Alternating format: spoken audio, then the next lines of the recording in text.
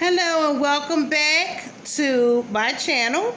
I am Malama Halima Ahmed with Real Life Meriton African, the top African wives group on Facebook. That is where I'm located. And I wanted to come on here and bring story number 2. All right, fast forward. We was talking about Tanzania. Tanzania has still been stalking me in my inbox, okay? Because she felt as though that I should not say anything under her interview.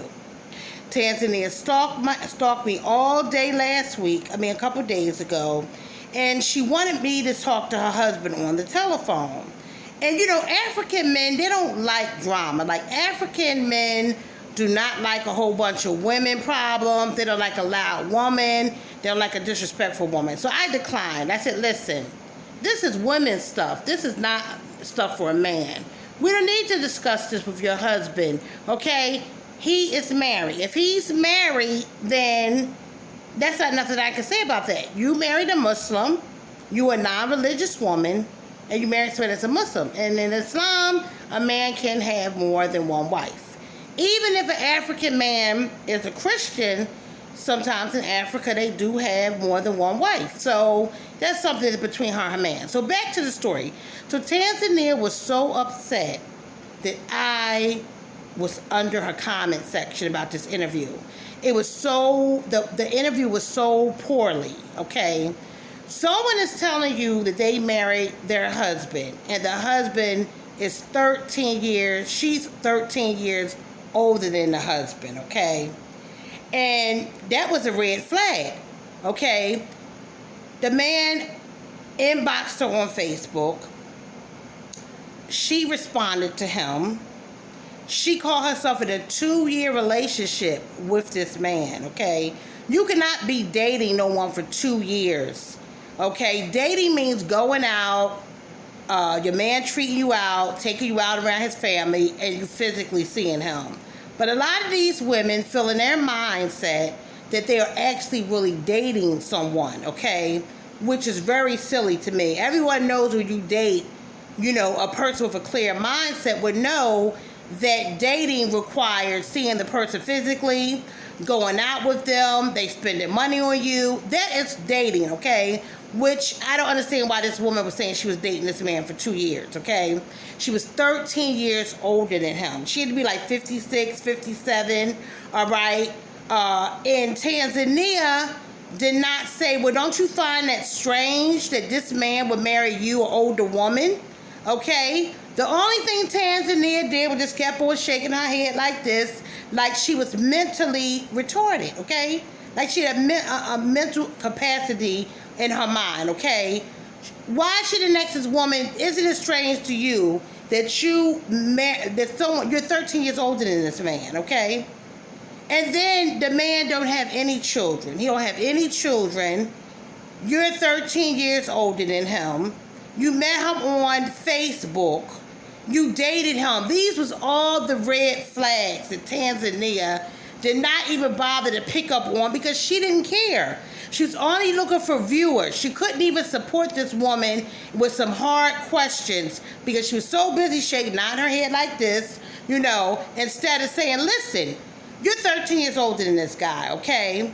First of all, in Africa, you don't marry no one as old as that, 13 years older than you. You normally marry your classmate, someone your age or someone younger than you, okay? That's a red flag when you meet a man online, he's in your inbox, your mindset is thinking that you're dating this man, and he's 13 years older than you. Tanzania only want reviews, and I don't know why, okay? Instead of helping these poor women out, it's all about trying to bring herself up. So she was in my inbox and she was saying that these women are miserable. The whole group is miserable. And I'm like, these are women that you're dealing with. These are women that you are actually interviewing. So do you feel the same way about them, that they're miserable? Okay, and they're lonely? But you done the same thing. You went to Africa and plucked somebody out of Africa and brought them to America and getting scammed yourself because the man is married, okay? So then Tanzania And Mama D tried to undercut me, like tried to backstab me, all right, tried to backstab me, and she was telling Tanzania to sue me. Sue me. So the thing is, let me tell you about Mama D. Mama D is a fake lawyer. She's a fake immigration lawyer. She spent all her time in her apartment, in her four corners of her room, getting immigration information to help these women. But the thing is, a lot of these women did not know that Mama D was a fraud. Mama D say that they stupid behind their back. She say that they don't have any money. She gets information about their husband. If the husband has a fake marriage certificate or a divorce decree from his wife in Africa. Okay, and she has these prayers with them. She prays with them. Okay, if anything, she's praying on these women, and then she get some of their husband A number, and she be sending information to immigration, and they start having problems with their interview process because Mama D sits up there. She comes with a cunning way and be a sweet grandmom, and she tried to tell these women, oh, I'm going to help you. I know about the immigration process. And then she gets on the phone and she tells people, these women are broke. They don't have any money. They so stupid. This is the kind of stuff that she talked behind people's back, okay? And then she said, I'll pray for you. And then when she finds out that their husband have immigration problems, like they have arrest records or they have fake immigration documents, she goes behind their back and she pretends like she want to pray with them, but she's really praying on them. And then she gets the A number, and then she goes send it to immigration, letting them know that this man is a fraud, okay? And now all the women found out about Mama D, and they got her out the room. Like, they just took her out the room, and they banned her from all the rooms. So then she tried to backstab me, okay, Malama Halima Ahmed, with Tanzania. So now everything blew up, and everything blew out the water. But see, Tanzania don't really care about anyone but herself. It's all about an outcome on her interviews and, trying to be famous or whatever in her mindset. She's not even trying to help these women. It was so many red flags in that interview, okay? This man did not have any money. He was a footballer. He didn't have a visa to come here. The woman spoke about how she paid for everything, the whole wedding. She said that she felt like when she met him, she was going with the wind. She was going with the wind. She felt like that she was pressurized. She was pressured into marrying this man. That she wanted to run out of the church. And all Tanzania did was just shake her head. Okay? First of all, let me tell y'all ladies.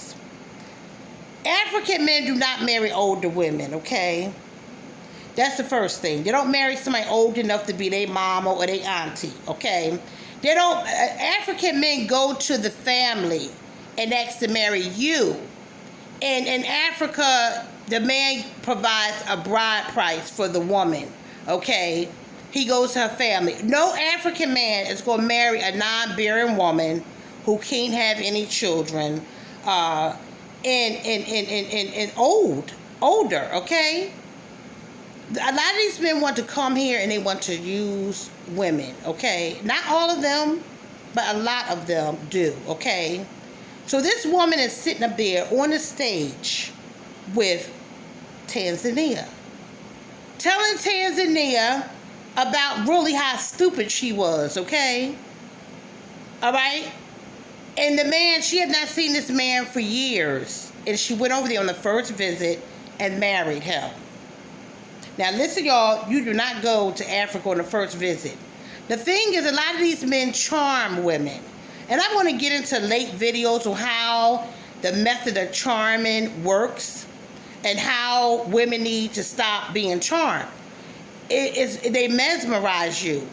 I had found out in all these interviews that Tanzania been given, all these women have the same thing in common.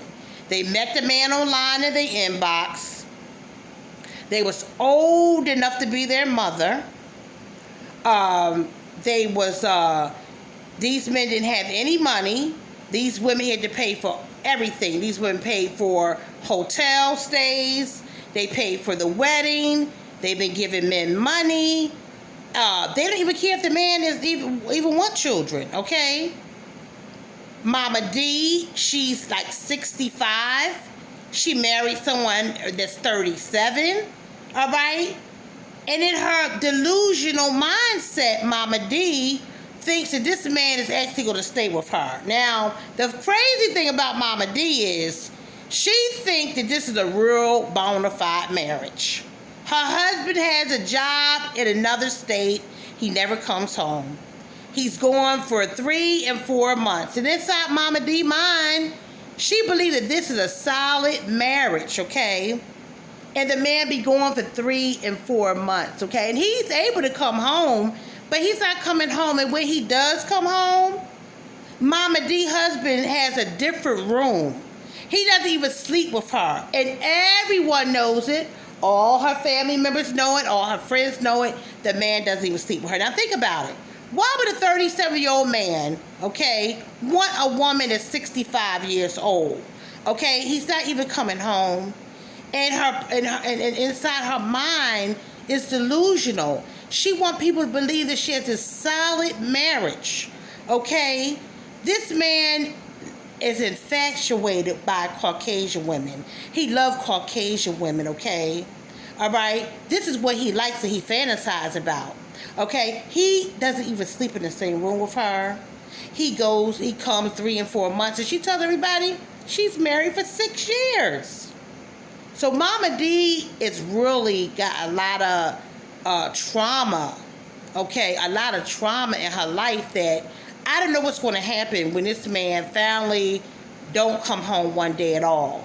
So this is story number 2, and we're going to get into story number 3 in a few more days.